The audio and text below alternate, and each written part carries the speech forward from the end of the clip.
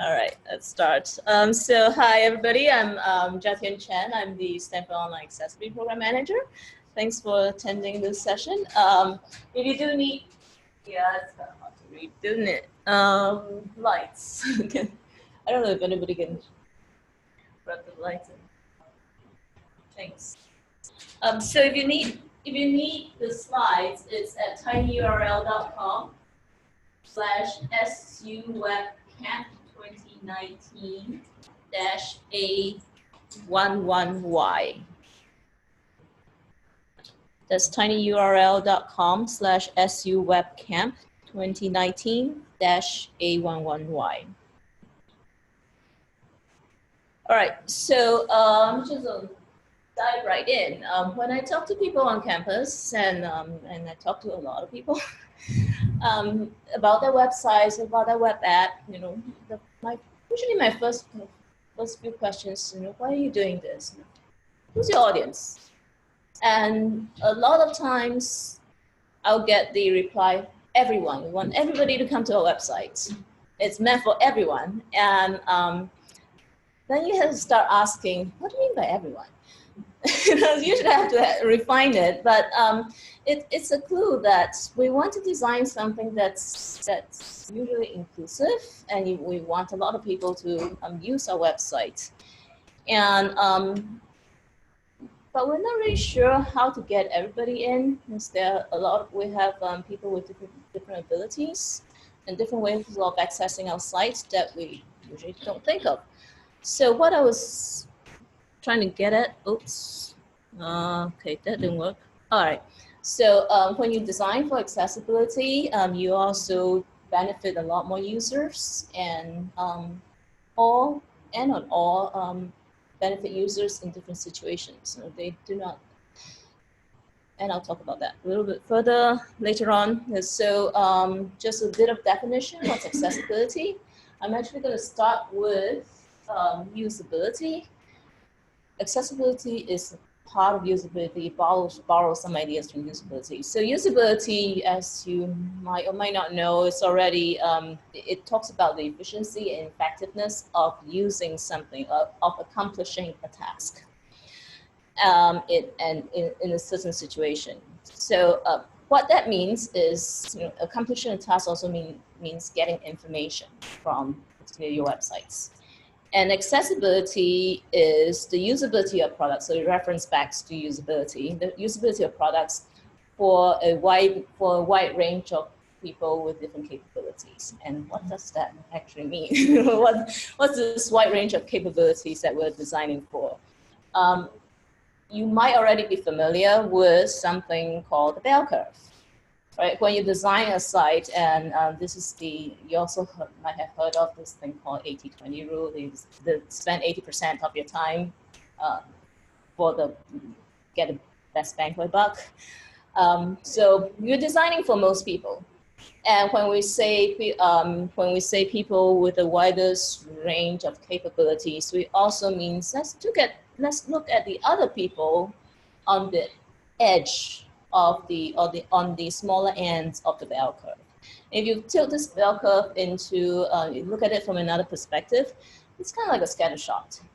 You know, so there are lots of people in the middle that you are designing for, and then as the circle grows outwards, there are fewer and fewer people, but there are still people, and they have different capabilities. So when you're designing, so in this on the screen, what I'm showing is there's a center, there's a blue circle. That's usually where our design works. And as it goes further out of the circle, the design starts to break down.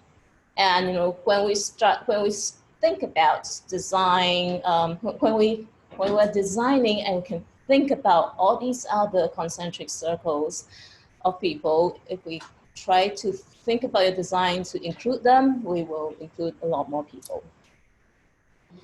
And so let's talk more about, you know, how we would think about it. You know, what I'm talking today is nothing technical. Everything's about how we think and how we do design work.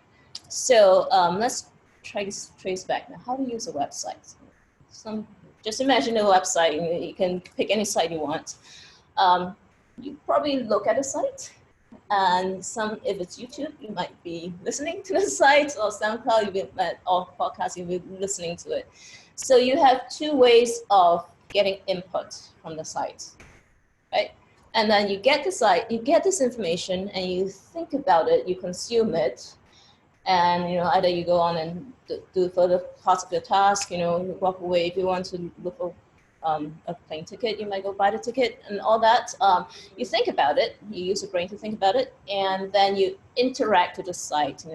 Maybe you have to click a button, maybe you have to scroll, maybe you have to do something to interact with the site, and it just goes in a loop, right? So you got the input, you think about it, and you output into something.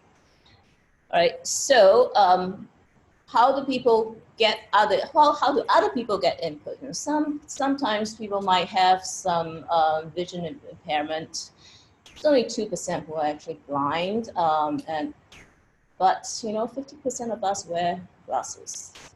So we fall into this range of people with different capabilities. And there are some people who are colorblind. And so put yourself into the position of, you don't need to try to put yourself in the position of somebody who's blind, because they have ways of adapting to the situation. But there are other situations, like situations where you could try to emulate or think about a little bit more than the perfect ideal condition. Like, for example, we got a really bad projector here, and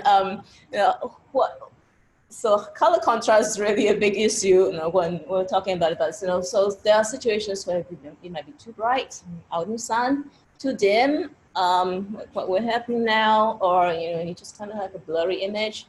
What do you do with that? How do you design how does your design flex in all these situations? The other type of input is hearing. You might not be able to hear accurately, or in other situations, maybe somebody has an accent, or I don't know, a lot of students here, and actually I do that too. I like to watch videos at 2x speed, and sometimes having captions really helps. Let's just get the few missed words. Or you could also be that they ran a survey in UK that for closed captions, 80% of the people who use closed captions actually don't have hearing impairment. They're using it because their spouse is sleeping. And so there are situations where if you consider what the environment is, that you might want to design for that. There are quite a lot of people with some kind of cognitive variations. So it could dyslexia is a good example, but it could also be that people might be on the autistic spectrum, that they cannot handle a lot of noise, or they cannot interpret visual elements. You have to really spell it out for them. But you can also think of yourself, when you're busy, when you're running around, you have a very short attention span, or you're really tired. What are the key information that you want to get out of the site before you fall asleep, or you have to go off on your meeting? So try to design for people with short attention spans, and think about situations where there might be too much noise that you just cannot concentrate and can't get information. Then the last type is capabilities is mobility. So I ran across several people who can't really use the mouse. They have repetitive stress injuries, so they either do a lot of keyboard, or they use trackpad. Not trackpad, trackball. But there are also people at the extreme end where they only have something called a switch device. You might see Stephen Hawking using some eye tracking device to type very, very slowly, or some people who if they're quadriplegic, that they hold onto a stick in their mouth and they type on a keyboard really, really slowly. Okay, so so on that extreme, in a situational sense, when people's hands shake too much and they cannot click on the mouse button or the link properly, you think of yourself, say you're on a train or on a very shaky ride home, and you can't really click on that button on your on your phone. Those are situations that you can consider, or you don't. You might be holding something heavy in one hand, and you need to manipulate your phone or the computer in another hand. Try to think about how would you have made the design in another way such that you can use just one hand or very simple, or use very simple actions to accomplish your task. So those are the disabilities that or capabilities that the range of capabilities that we talk about and we think about. I'm going to do a demo, and what I'm going to do is mainly, I'm going to show you how somebody with keyboard can navigate, should navigate, and also, what's your time? Yep. How somebody with screen reader can use a web page. As when I say can use, I'm going to show you what problems they encounter most of the time. So what's my thing? Let me see now. So skip nav, keyboard, skip nav, screen reader. Okay.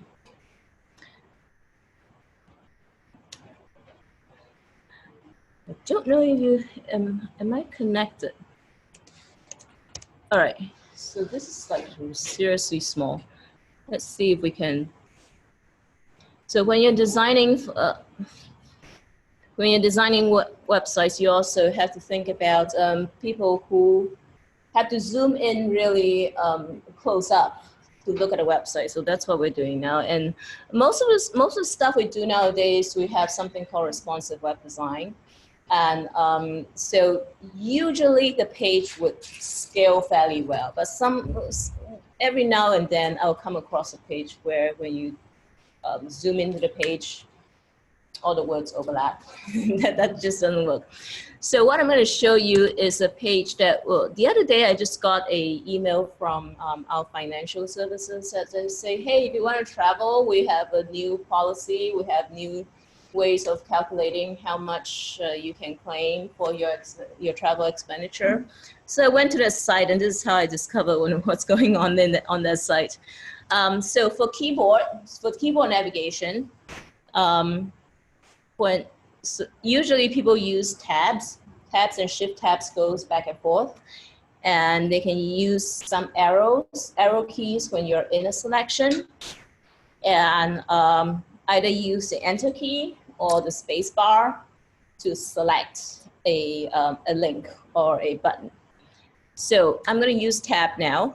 The first tab I hit is it's really faint, but you can see a blue line on the SU home.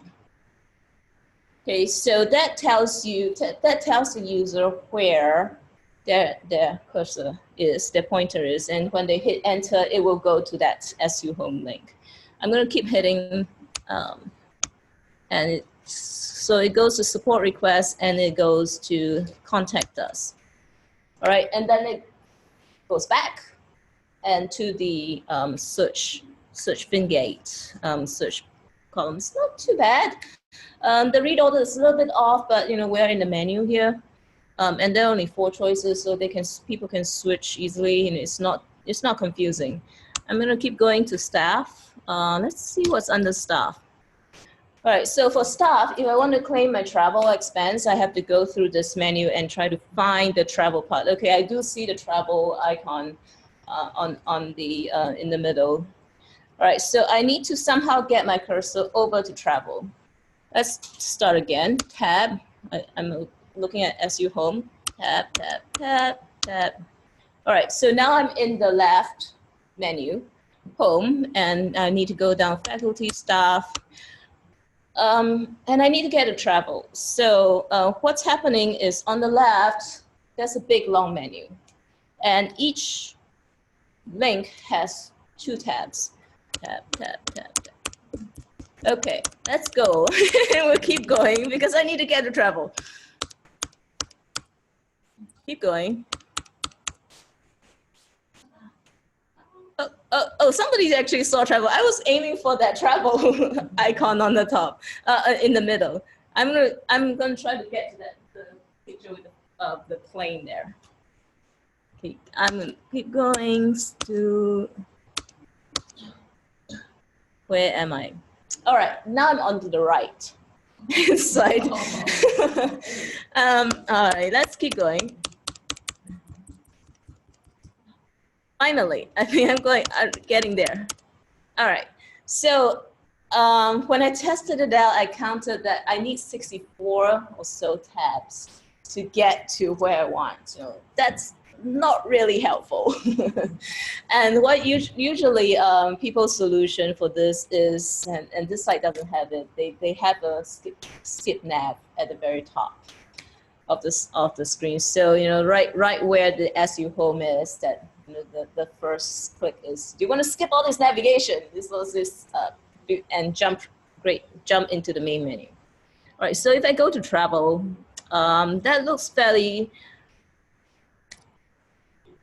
self-explanatory. I need to claim, say I want to go to I want to read the business and travel expense policy.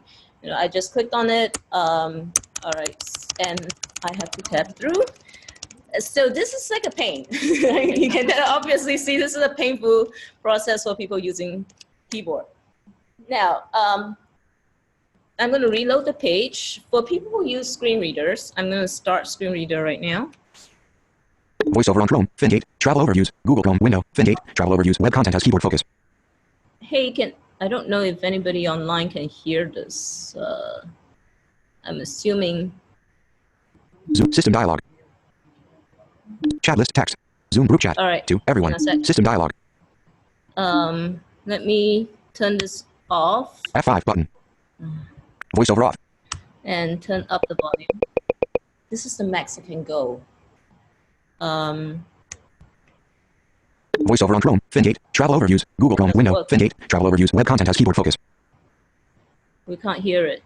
And we don't have no mic. Okay, so, gosh, let's see now. And I can't make this text any bigger. Hang on a sec. F5 button. VoiceOver off. See if I can get you closed caption. Hey, they designed it well so that we can actually use these under different circumstances. Is it visual? Nope.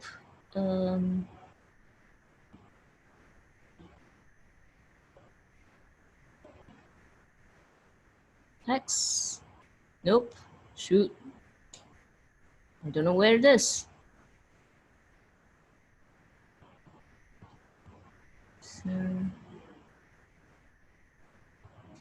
Voice. Sorry about that. I can't find it. So what I'm going to do is to read what VoiceOver is reading in very short form for you. Those connecting online are actually luckier because you can hear the screen readers. I did ask Aaron about this, and we think it was going to work. It didn't. All right. So I'm going to read out VoiceOver just to double check. VoiceOver on Chrome, Fingate, travel overviews, Google Chrome, window, Fingate, travel overviews, web content has keyboard focus. The bottom is the closed caption. So it reads, Fingate, travel overview, Google Chrome, and web content has keyboard focus. So you can see that there's a big black box around the website. So the screen reader users would go in Fingate, travel overviews, web content, visited link, SU home. Visited link, SU home. because I've clicked on that before. And the next one is Link. Support request. Link support request. So it'll keep going through the links. It'll say link. Link. Report compliance concern. Link. Report compliance concern. Right. So the same way, I'm just going to go through and link. navigate. List 20. Link. Link. Visit. Link. List 1. Link. This And is list. what the screen reader will do. Same thing as a keyboard user. They will do this sequentially. The screen reader though have an advantage, because for screen readers, it can gather all the links in the page and VoiceOver on Chrome, FinGate, travel overviews, Google Chrome window, link, click to visit directory of all account structure, view source, web content. Sorry. Link, click to visit directory of all. So for screen readers, it links menu. pulls up all the links in the page, and it shows you in this list format. I don't need the links, but I do need headings. Headings menu. In headings, it pulls up all your H's in your document, and it shows you in this little box. So for screen readers, I can actually skip heading level 1, travel. That's the heading number 1. And if needs be, I'll actually go to heading level 3, visit link, business and travel expense policies. Quickly using these rotor controls in screen reader. Heading level 3, visit link, business and travel expense policies. So that's one of the difference when you use keyboard versus using screen readers. All right, let me turn this off. F5 button. Travel, select voiceover off. So that was my example number 1. Next, we go to Go Stanford. Athletic sites are notorious. I was just having a conversation with the IB Plus members, and we were all complaining about what do we do with athletic sites. You know, their funding model is a little bit different, and the structure, who builds that site, and how they how they put the content a little bit differently. But we can take a look, because I was trying to look for sites that are really, really bad, and SWS keep fixing the sites, and I lost my examples.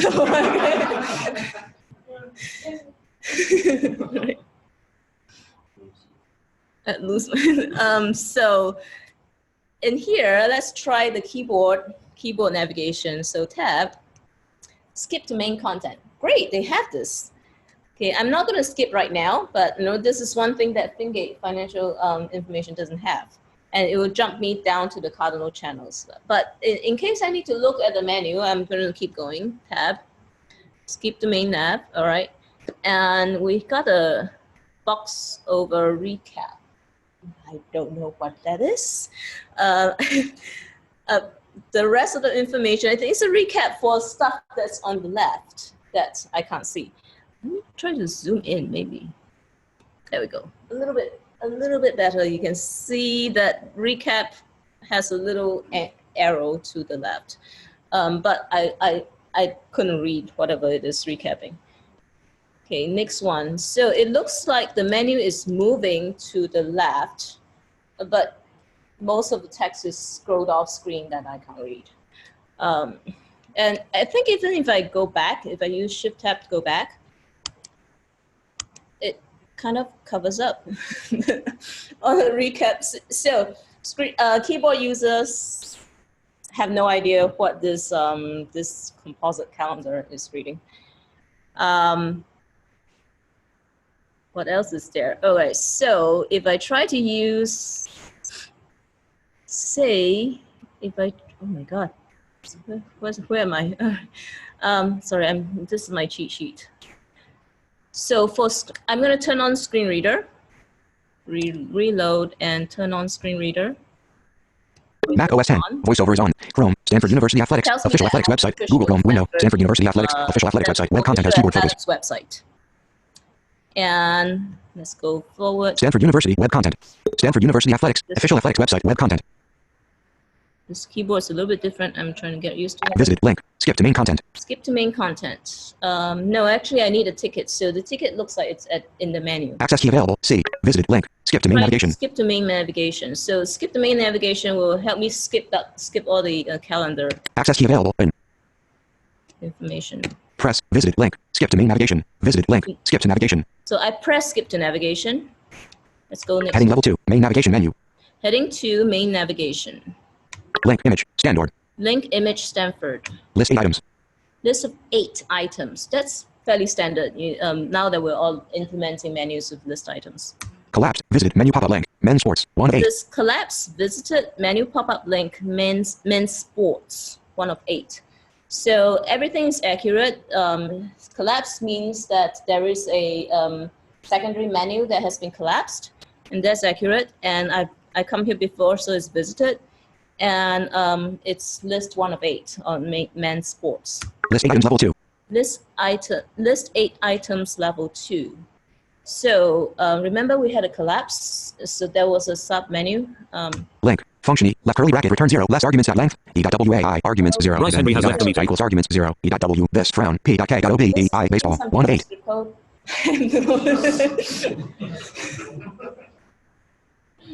And it's somewhere hidden in that pop-up menu. So if I just mouse over, it's all this stuff that it's coded in JavaScript, and but they didn't really get the screen reader interface right. So I can't really get any of this. And so if I roll over and hold it there, I can actually see what's going on. Let's Link, try. function E, left curly bracket, return 0, less than arguments at length, E.WAI, arguments 0, and then E.X, equals arguments 0, E.W, this, frown, P.K.OB, E.I, baseball schedule. In schedule, roster, and all that, it's in this function. Okay, it didn't really tell me anything. Didn't tell the screen reader anything. Link, function E, left curly bracket, return 0, less than arguments at length, E.WAI, link, function E, left curly bracket, return 0, less than arguments at length, E.WAI, arguments 0, and then E.X, equals arguments 0, E.W, this, frown, P.K.OB, E.I, football schedule. Sarah Leffel has left the meeting. Stanford University Athletics, official athletics website, web content. And I lost. If I get to tickets and I want to buy a ticket, I click on it, I get thrown back into the main navigation. Okay, all right, so that didn't work for screen readers at all. Turn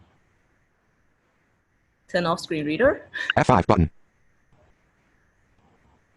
Document content, edit text, application. Oh, sorry. Voiceover off. Another thing, remember we are testing for screen reader and keyboard, so I'll show you what happens to the keyboard, because the keyboard, we actually were fine doing the skip to main content, and they actually have all the focus indicators, so that's fine. So now I still want to buy tickets. Oh, where to buy tickets? Oh, there we go. Let's go buy tickets. Well, that didn't work. Where was I? All right, say if I want to just buy baseball tickets. All right, so that's where the page is. I can't actually find it anymore. Okay, fine. When you're demonstrating this to this particular owner, Mm-hmm. It's not helping the Yeah, so this is the talking part of it.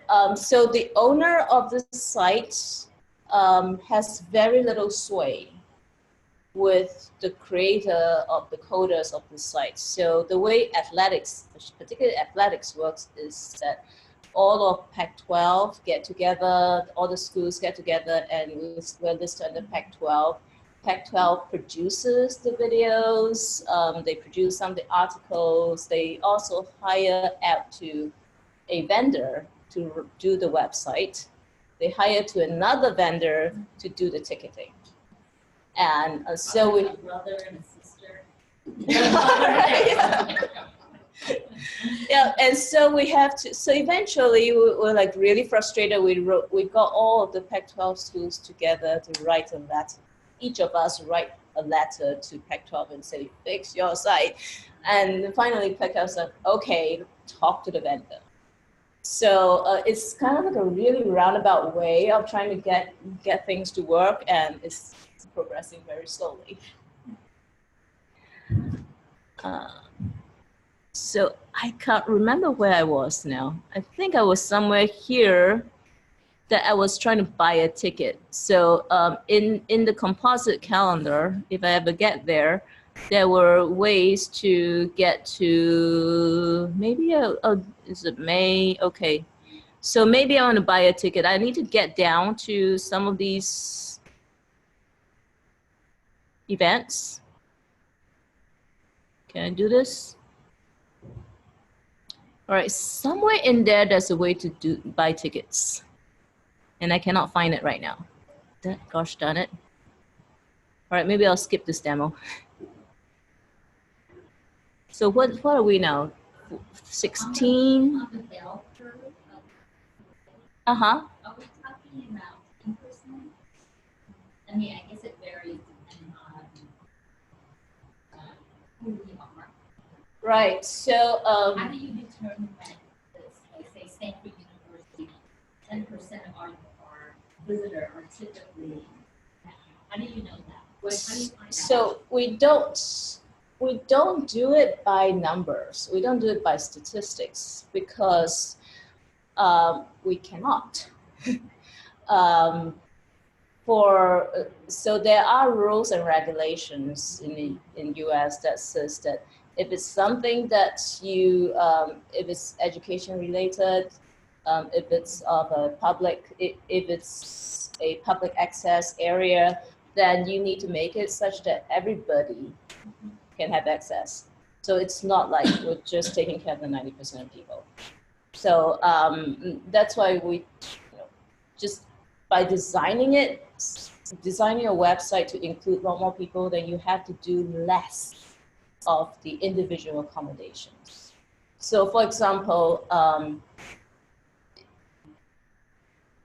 say you're going to, you have a public event that needs, like, it's famous judge or somebody who comes to campus, and somebody who's hard of hearing needs some assistance, we can assign them. We can assign, we can try to do something like, have a sign language interpreter for them, but that's one-on-one.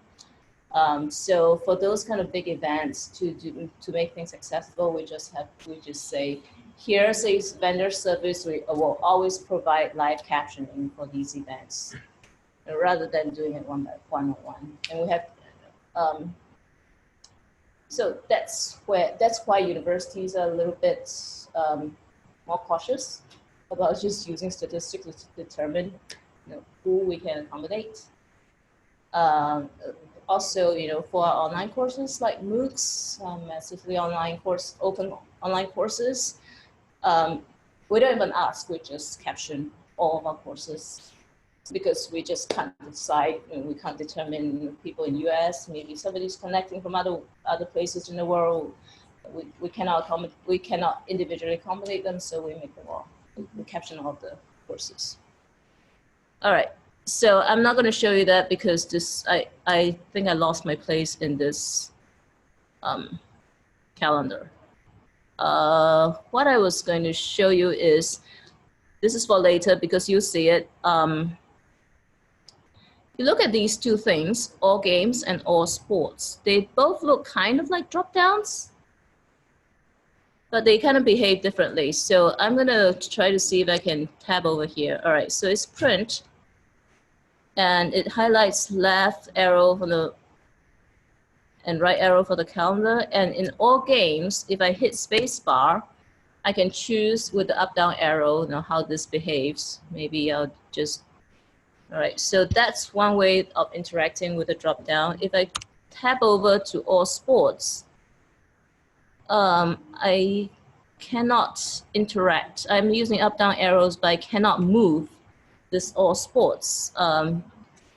So they're faking this somehow. But I think if I tab, it will just go one by one over. So, so this is an example of whether or not you use a native HTML. If you use native HTML components, it functions one way, and you don't. then you have to do it another way. This menu is obviously a list item rather than native HTML with a drop down where you can navigate up and down.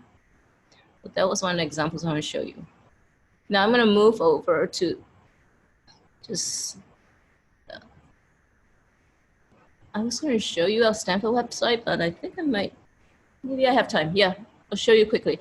So what we do on our Stanford main page is we really take care of try to handle all the different situations. So when I use keyboard tabbing, I can skip to content, and all the links have focus indications. If you scroll on the Stanford website, it actually is a very, very long page. Keep scrolling. So we built in a menu on the top where you can skip to different sections of the page. And the menu actually, when it skips this section, the menu stays, but the keyboard tabbing actually, if I do like skip to content,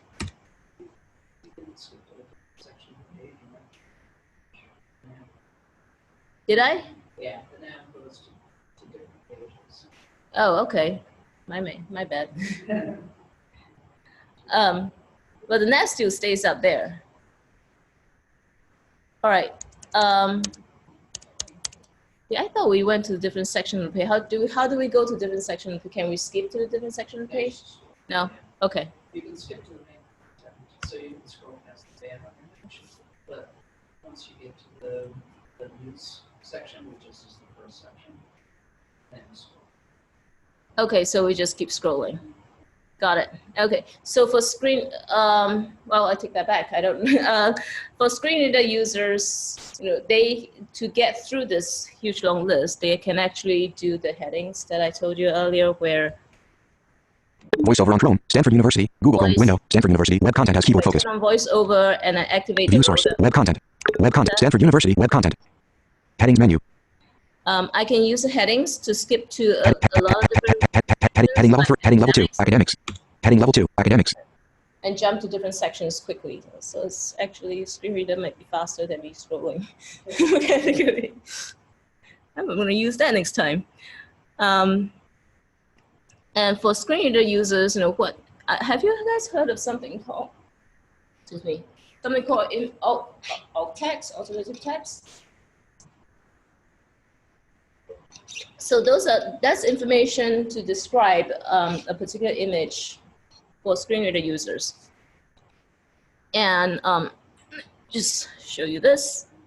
Preparing students to make meaningful contributions to society as engaged citizens and leaders in a complex world. Reads that preparing a student passage. Undergraduate course meets outdoors image. And then it goes on to the next one and it describes undergraduate course meets outdoors image. It tells you it's an image. And it goes further and it reads further text. Rich learning experiences. Visited link. So undergraduate education. That's a link. You can go to undergraduate links. Now, the one thing that we did that was a little special is that when we went to, for Stanford Today. Stanford selected. This news. The latest news from Stanford. Go to this image. Humanities. Heading level 3 link. First transcontinental railroad in Stanford forever linked. For most of the images, as long as you center on an image, it tells you what the image is. For news articles where most of these cards that you see, it has an image and some text, they're all links. We made a special case where we will skip the image description because the image is just a link. It's just a big button. That's the thing. So we'll make sure that we skip the image and we just center bring the screen reader right to the text itself. Social sciences. So it gets to social science. Heading level 3 link. In science and technology. Doesn't highlight the image at all. So that's because we thought, there's a lot of images that we use as descriptions and screen reader users don't need to have through all of them. F5 button. All right, so I'm gonna turn off screen reader. Oh, God. And back to my demo. We did all that. And back to my presentation. Just want to make sure that's... So you see how somebody might use screen readers and keyboard. So I'm going to talk a little bit about how you might be able to test it yourself, and mainly just how to design it so that you can do all that stuff, or not do all the, or not make all the mistakes that other sites are doing. So if you want to do keyboard testing in Chrome, you can find something called press tab on a web page. Turn that switch on. Otherwise, your tab will only go to the buttons, and it will skip all the links. So make sure you find that setting. In Safari, it's about the same thing. There's another settings like use tab for all the links, and then you can use keyboard and tab and shift tab and enter return to select stuff. Okay, so I'm going to talk about how you think about this, more or less. So to design for accessibility, at the very, very beginning, when you're just talking about what you want to do in your site, be clear about all the information that you want your users to know. What are the important ones? And you can have the nice to have, but make sure talk to your stakeholders and figure out what the important information is. Why do I say that? Because it will come in handy when you have to make decisions about priorities.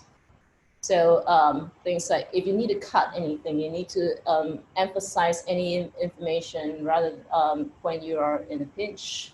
When you're running out of time during your implementation phase, and what's the important stuff, get that in writing so that everybody else in the group understand, and designers and developers can adjust their priorities, their implementation, their effort accordingly. And the other advantage of stating what you want, what's the key information for your site, is that in the event that you cannot make your site accessible and you need to provide alternatives, this is the information that needs to be prioritized. So for example, recently we have I worked with a Tableau developer for a month. He was trying to make our some institutional reports accessible in Tableau interface. Turned out that they couldn't do it. Tableau's fault.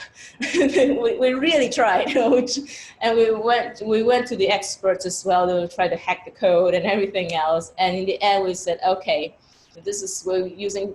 It's been a month of trying this out. That's a cut bait, and so they had to go to, okay, these are the graphs that we really need to display for our presentation. Let's describe them. So that's the alternative. They just print a graph and they gave a description of the image. Be intentional about your information architecture. Like, highlight know where all the hierarchy is. Remember all the headers that you can use for the screen readers. So be intentional about your headings here, and decide on your taxonomy. Make sure that all of you are using the right terms. So why do I say that? Here's an example of OpenEdX.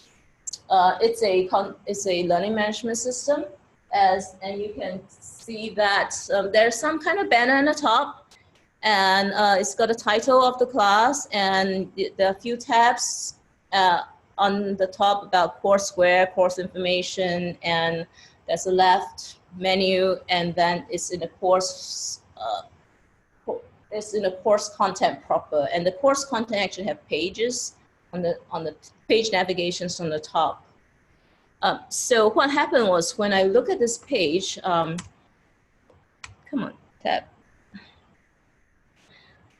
This is what the instructions for the faculties is: the top is the course title, and then there's a row of tabs, and there's a module listing on the left, and then there's the button that you can use. They call this the button to navigate between the different pages, and then there's a footer.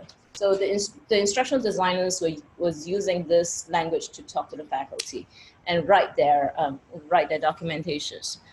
So it turned out that it didn't work when they are writing they can't use the same documents to write for screen reader users, because if I go into screen reader, it reads banner, which didn't even occur to the instructional designers just ignore it. But for the course title, is in screen reader, it reads global navigation. So, and then for the modules, on the left, it reads course navigation. For the footer, it reads navigation. So the instructional designer had to write an entirely different set of notations and instructions for screen reader users. So if you can settle on what you want to call these sections earlier, you don't need to do double work.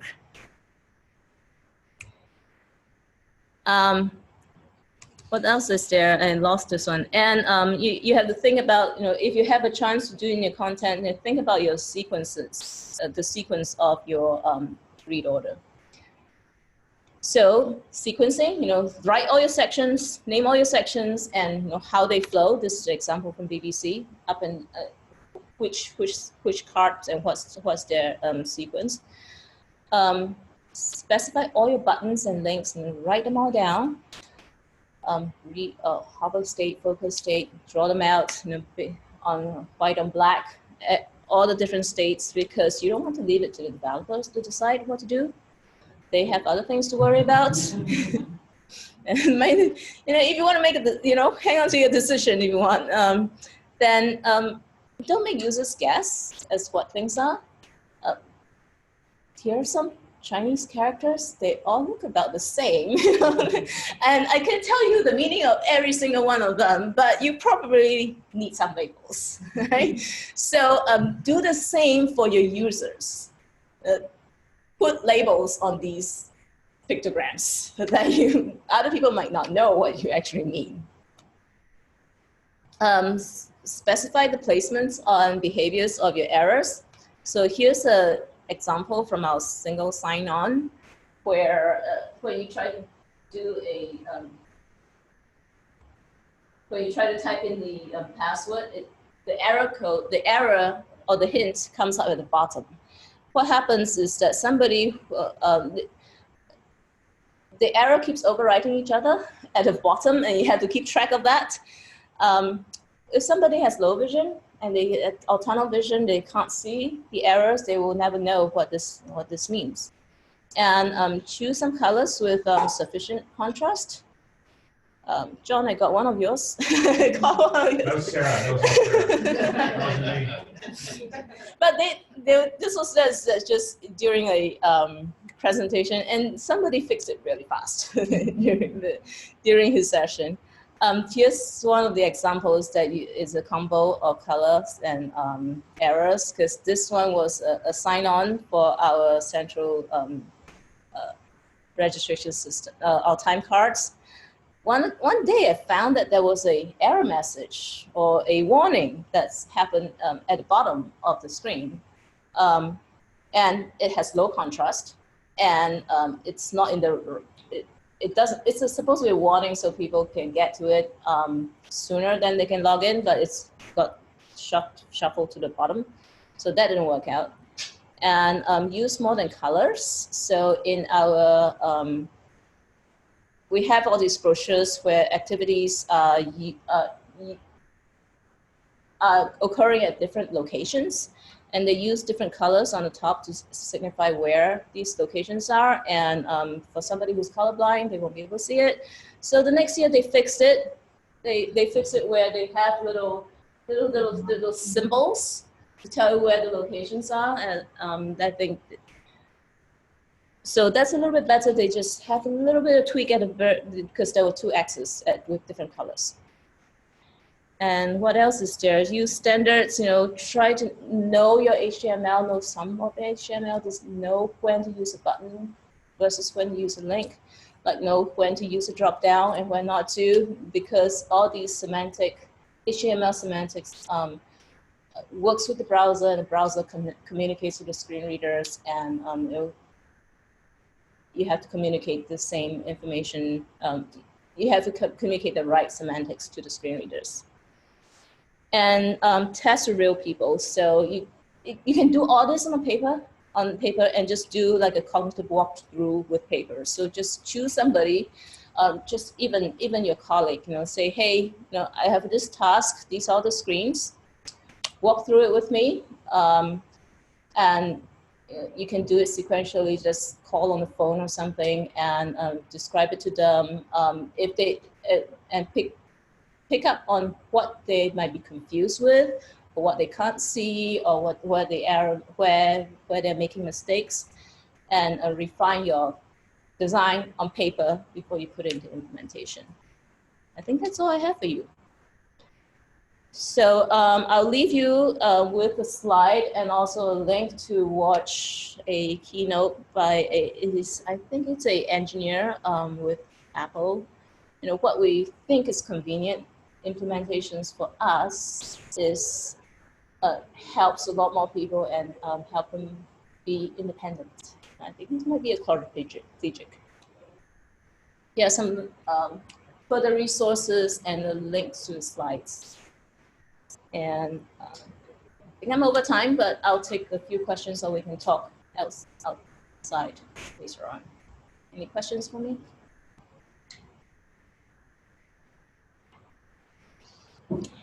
Clear as mud. Okay, all right.